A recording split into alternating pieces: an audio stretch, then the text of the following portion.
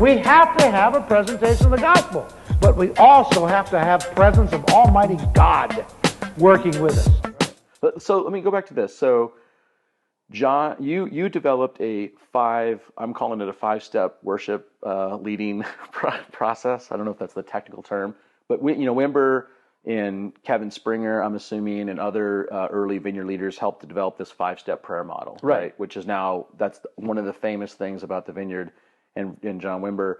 You have this 5-step process for how maybe putting together songs and selecting the liturgy or the order. I still have my Bible that has the categories and the songs, the titles listed in the front of my Bible that I would use. Yeah. Basically to go from left tell us to what right. Tell us what are the 5 steps. Well, okay. Well, first of all, John and I would see the cool thing about my time with John was that I met with him every week alone. You know what I mean? Yeah. So we would talk. Eddie, bring your song list, bring it in, and let's talk about the service and and we'd pray and then he'd meet with whoever was going to be ministering, and let's say if it was a conference and all that stuff, but we would talk about worship, and he says, look, Eddie, hey, so I said, and he had the seven steps, John, that's too many. You got the 5-step model. Let's go with the 5-step. And what I contributed to the thinking of it was that I was going from the using the model of the Tabernacle of David. Yeah. Which was classic, Pentecostal or charismatic form, and outer court, inner court, working into the Holy of Holies. You wash your hands. Yeah. Who can ascend to the hill of the Lord? He who has clean hands and a pure heart. And so on. So there's in other words, and that was my training and teaching, which is so important, because see, one of the dangers that I see is that we don't know theologically or biblically why we do what we do. And we can tie it back to the book.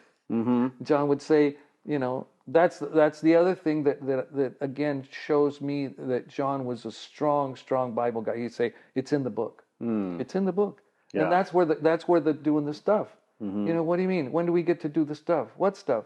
The stuff that's in the book. Yeah. That was part of John's early thing, and he never departed from it, but I think the people did.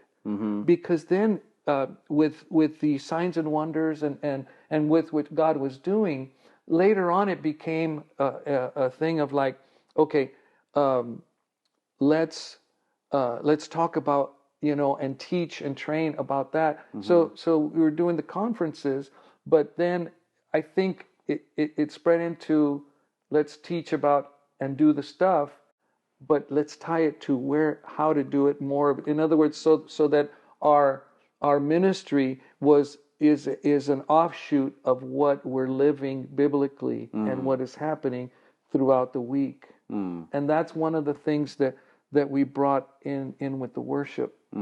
So give us what are the 5 steps for invitation? People? Okay, invitation, engagement, exaltation, adoration, intimacy. Yeah, those were it.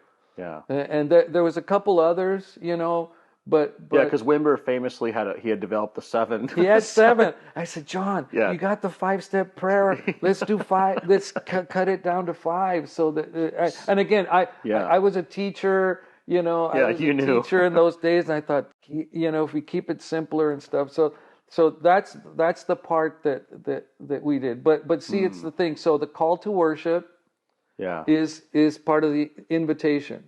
Yeah. Call to worship. Da, da, da, da, da, da, da, da, da.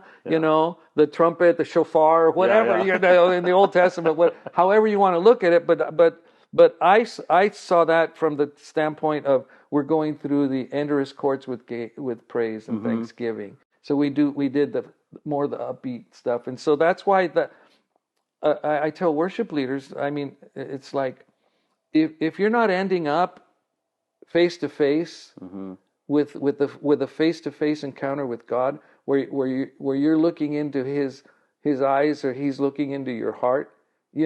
That's where you want to be. That's the end goal. Yeah, and that's what changes people. When the Greeks came to Philip and said the God-fearing Greeks, they didn't say, hey, tell us about this or do this or tickle our ears, or we want to see Jesus. We want to see Jesus. Yeah. And see, and that has to be. That's what people want. That's what people need, and that's what they're looking for. Yeah. That's why you've talked a lot about.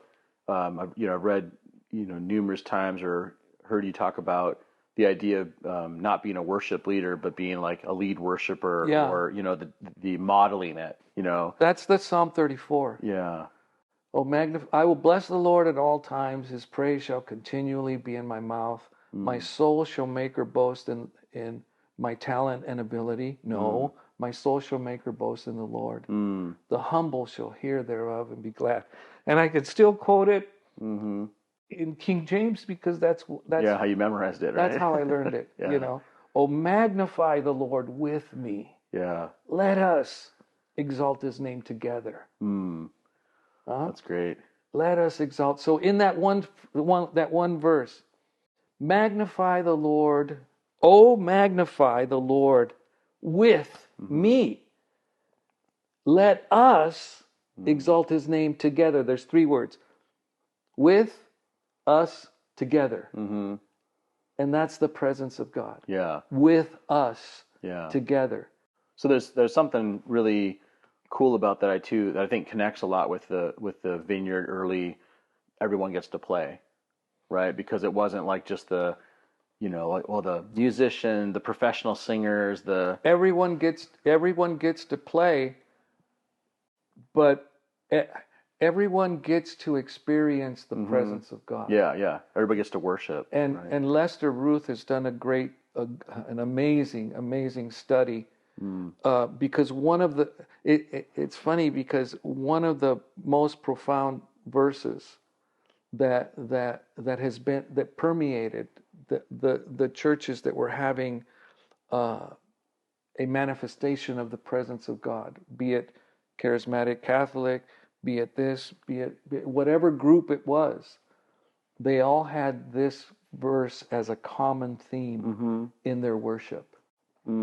God inhabits the praises of His people. Yeah. And so when we worship, He inhabits the praise. And how I was taught in the early days was that our worship rises up to the heavens. It forms a cloud. And He rains down upon us with His presence. That was the simplest explanation of what I can say of how it all worked. Yeah, because you've said that you feel like every worship leader, musician, leader, person, worship leader of worship, whatever title you want to use. You've said that they should really be familiar with certain books in the Old Testament. I think like 1st and 2nd Kings. Man, I call it required reading. Yeah, required reading. And when I do seminars, I tell people required reading. Yeah. 1st and 2nd Kings. Okay. 1st and 2nd Chronicles. 1st and 2nd Samuel. The Psalms, the Proverbs, and the Gospels. Yeah, that's awesome. And obviously with all in Philippians 2, esteem one another higher than yourselves. Boy, that's Well, it's interesting to me how so I've read a lot of Lester Ruth's work, and so for anybody watching this that is curious, there's going to be links down below, because he's got so many fantastic books on. He's amazing. Yeah, he really is. But like Don Williams, who's had a huge impact on my life, he wrote 2 commentaries on the Psalms, which is interesting, because he seemed like when he talked about worship, it came from something deep within. And I when I've gone back and read some of his commentary, I'm like, oh, when he was studying this, this was a foundation for a lot of what he was talking about. Right. That's. I mean, it's your daily bread. Yeah. You know, I mean, that's one of the things. Lonnie Frisbee, you know, who in this right now because of the Jesus Revolution. Yeah, talk about movie, Lonnie. everybody's talking about We'll get some clicks off of this. Keep going. Lonnie interned with us, and Okay. one of the and because I was working as a teacher, I had summers off, and so I interned back at the Wagner House, you know, summers. And you know, you mentioned about, or before we recorded about you know, John wanting me to come on staff earlier. Yeah. Then I kept putting it off because number one, just out of, you know, just I don't want to be a financial burden. You know, I can do what I'm doing during spring break, Christmas vacation, and summers. So I would intern at summers by that time we needed an office. So the Lord opened up an old house that a 2-story house that was that functioned as the church office while we were meeting at Canyon High School. And so after the Mother's Day meeting with that Lonnie came and ministered. Some folks have called it the Mother's Day Massacre. Well, some things died. Yeah, that's what I've heard. Some things that needed to. Yeah. You know, and some things that needed to. We were there and saw the whole thing, and yeah, it was a move of God, definitely, and things happened, and but one thing Lonnie said to me, he said, Eddie, read the Psalms, stay in the Psalms, read the Psalms and stuff. So you know, and that was he was a wonderful guy. Yeah. Yeah. So let's talk for a minute about so you kind of function as a bivocational minister in many ways, because you were leading worship at the Anaheim Vineyard. You were, you know, doing conferences, writing songs, recording, all these different things. But you also were a teacher. Before I came on staff, I was a teacher. Okay. I started off, and I was a teacher for 8 years, and then later went back to it, but went back as a teacher, became a junior high and high school counselor. Okay. I was a counselor for a total of 12 years. Then I went into administration, assistant principal for 4 years, and then I became a principal, and then I retired. So in the vineyard, you know, vineyard movement, the common, I guess, anecdotal experience I would say is that a lot of church planners start out by being bivocational, and there's always been this feeling of, well, you know, I'm doing this until I can become a real pastor. It's kind of the idea. When I get to go full time. Yeah. And a number of years ago, I was at a conference when I was doing some stuff with Multiply Vineyard, and it was all on what they were calling co-vocational. So rather than seeing it as two vocations, it was like have them in commonality. Like one helps the other, and the other one helps the other. They both have something in common. What were some things maybe John that you can remember from John Wimber? Like, did he talk about being bivocational? Did he encourage that? Because you did it for a long. I mean, I would assume he was trying to hire you for a long time, and you kept saying it was about a couple years. I was able to put it off. That's a long time in church world. Yeah. You know, I didn't. My first pastor, the one that led me to the Lord and nurtured me for 10 years. He was bivocational. Okay. He worked as a mechanic for the Arden Farms. Mm-hmm. Arden Farm. His name was John Juan Alfaro, and he was just an amazing.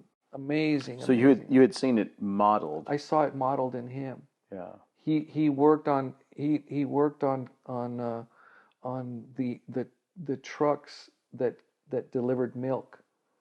The Arden Farms, and they would deliver milk in the old days with you know, to the homes, and in glass bottles and stuff. So he kept the trucks all running and stuff. He'd come home, he'd shower, he'd clean up his hands, use the lava soap. He'd come pick me up, take me to the jail to do prison ministry, you know, on Tuesday nights, you know, and stuff.